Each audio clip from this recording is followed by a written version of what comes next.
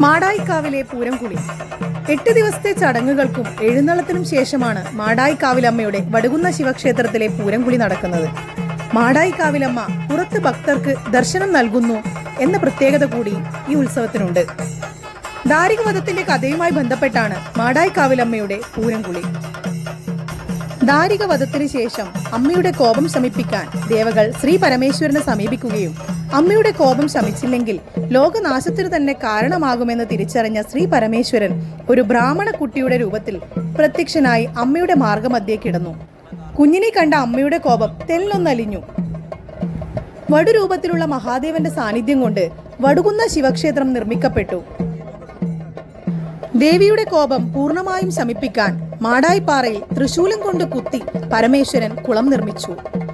ആ കുളത്തിൽ നീരാടിയ അമ്മയുടെ കോപം പൂർണ്ണമായും ശമിച്ചു എന്നാണ് ഐതിഹ്യം.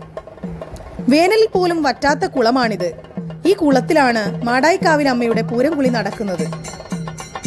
പൂരംകുളി ദിവസം ദാരികവധത്തിനെ അനുസ്മരിപ്പിക്കുന്ന രീതിയിൽ ദാരികൻ കോട്ടയിൽ വെച്ച് നാന്തകവാൾ കൊണ്ടുള്ള പയറ്റും പൂജയും അപ്പമേറും കഴിഞ്ഞ് അമ്മ വടുകുന്നത്തപ്പനെയും വണങ്ങി പൂരക്കടവത്ത് ആറാട്ടിന് എഴുന്നള്ളുന്നു. ഭക്തിസാന്ദ്രമായ അന്തരീക്ഷത്തിൽ അമ്മ ആറാടിയ കുളത്തിലെ വെള്ളം പൂരംകുളിക്ക് ശേഷം ഭക്തജനങ്ങൾ സർവ്വ ഐശ്വര്യത്തിനായി തങ്ങളുടെ തലവഴി തെളിക്കുന്നു. പൂരം തെളിക്കുന്നു.